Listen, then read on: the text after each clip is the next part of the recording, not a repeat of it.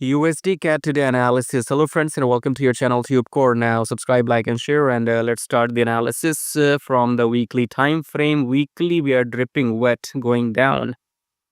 That's a big move. Okay, so two back-to-back engulfing dripping candles going down, dripping wet. So that's a lot. Okay, so coming back to daily, you see daily chart, this candle has given you like 140 pips in just one day.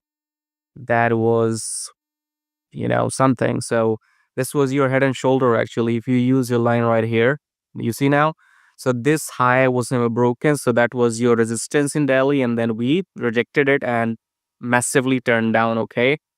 Anyways, if you did not fall in the trap, that's good because now we can take a counter trade. So coming back to 4 hour again, the price is exhausted. Okay, so trend is down. 2 time frames, 4 hour plus daily, telling us that we are actually all three. Okay, so here as well broken below the EMI, then daily as well broken below, and then 4 hour we are below. Okay, so as per the textbook, we are looking for shorts after the pullback. So pullback, red candle, we go down.